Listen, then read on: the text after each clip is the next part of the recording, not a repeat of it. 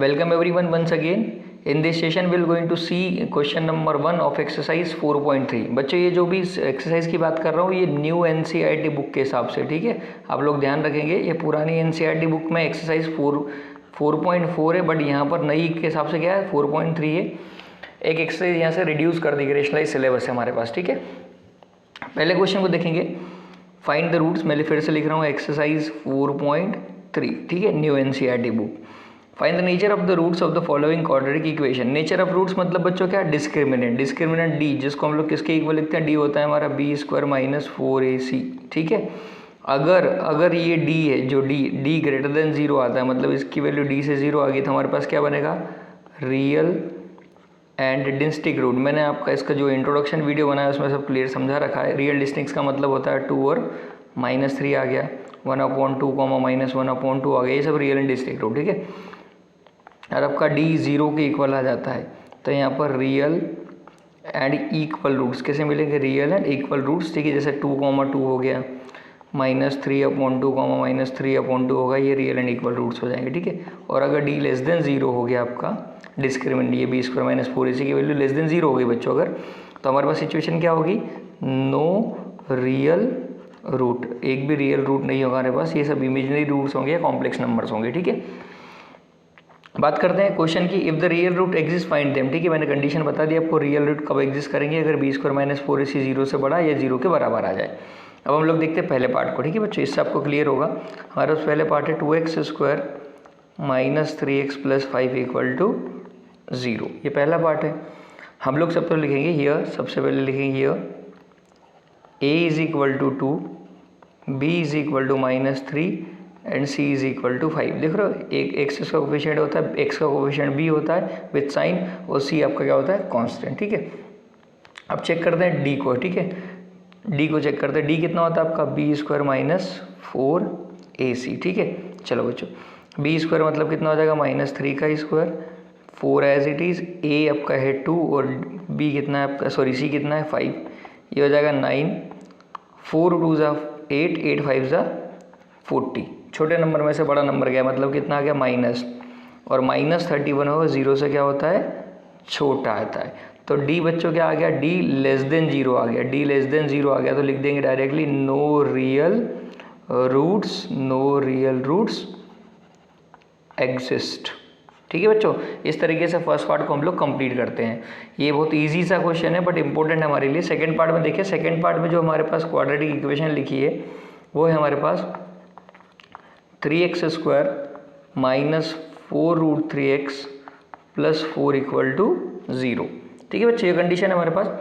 देखते हैं यहाँ पर, वही वापस करेंगे, here a = 3, b = -4√3 and c = how much, 4, ये कंडीशन है, ठीक है। चेक करेंगे d को, d = कितना होता है, डिस्क्रिमिनेंट b² - 4ac, तो हो जाएगा आपका -4√3 का स्क्वायर -4 × a × c। -4√3 का स्क्वायर कैसे लेंगे बच्चों, -4 का स्क्वायर कितना हो जाएगा, 16, और √3 का हो जाएगा 3, माइनस, इसको सॉल्व कर ही लेते हैं ना, इसको चाहिए 4 4 = 16, ये 4 3 = 12 ले लो, 12 4 = 48, तो ये आ गया आपका 48 - 48, दैट मीन्स = 0। तो हमारे पास d कितना आ गया, 0, मतलब क्या होगा, real and equal roots, real and equal roots की कंडीशन आ गई बच्चों। अब इसको फाइंड कैसे करना, उसने बोला अगर रियल रूट एग्जिस्ट कर रहे हैं आपके तो फाइंड करो, ठीक है। तो लिखेंगे, इसके लिए टू फाइंड द रूट्स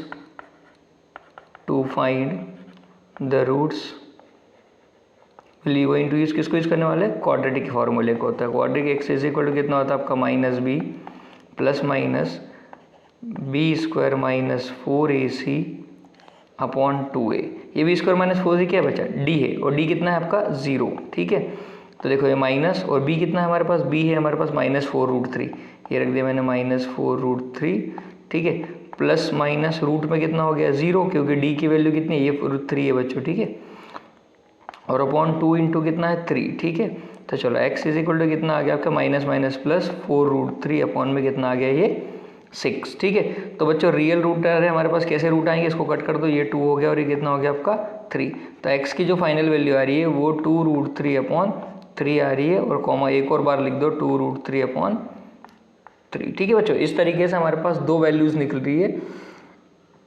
ये दोनों वैल्यूज़ हमारे पास क्या होगी, कैंसिल आउट करने पे 2√3 के 2√3। अगर आप इसको चाहो तो √3 लिख के इरेशनल नंबर के फॉर्म में भी लिख सकते हो, बट ये ठीक है चलेगा, आप इस तरीके से लिख सकते हो। आपकी वो हो सकता है आपकी जो NCERT बुक है उसमें ये वाला क्वेश्चन आंसर हो। ठीक है, देखिए कौन सा ये आंसर होगा आपके पास, हो सकता है आंसर आपके पास ऐसा लिखा हो। ये क्यों लिखा होगा इस तरीके से, इसको बच्चों देखो कैसे कन्वर्ट करेंगे। हमारे पास x इक्वल टू कितना आया, 2√3/3 आया। मैं इस 3 को लिख दूंगा √3 × √3। अब ये √3 से √3 कैंसिल आ जाएगा, तो आपके पास x कितना बच जाएगा, 2/√3। तो एक ही बात है बच्चों, आप ऐसा लिखोगे ऐसा लिखो, बट हम लोग हमेशा कोशिश करेंगे कि अपॉन में आपका डिनोमिनेटर इरेशनल नंबर नहीं होना चाहिए, कोशिश हम ये करेंगे। ठीक है, तो हमारे पास जो ऑप्शन आ जाएगा वो सही है, 2√3/3 भी सही है, 2/√3 भी सही ऑप्शन है। ठीक है, चलिए थर्ड पार्ट को देखते हैं जल्दी से। थर्ड पार्ट में हमारे पास है ये लास्ट पार्ट इसका, इसमें लिखा है 2x² - 6x + 3 = 0। फिर से चेक करेंगे, ये लिखेंगे ये कितना है बच्चों 2, b है आपका -6 और c कितना है आपका 3। d के लिए चेक करेंगे, d कितना होता है, d is nothing but b² - 4ac। Check करते हैं इसको, ये हो जाएगा -6 का स्क्वायर -4 × a × c। मैंने वैल्यू पुट करी, -6 का स्क्वायर 36 -4 2 × 8 8 3 × 24। तो ये कितनी वैल्यू आ गई 12। ये कितना आ गया आपका 12। तो d क्या है आपका, d 0 से बड़ा आ गया, मतलब क्या हो गया आपके रियल एंड डिस्टिंक्ट रूट। उसमें इसके पहले वाले में क्या था, real and equal root, real and distinct roots. ठीक है बच्चों, निकालेंगे कैसे, वही यूज़ करेंगे क्वाड्रेटिक फार्मूले का। तो हमको पता है x = क्या होता है, -b + (b² - 4ac/2a।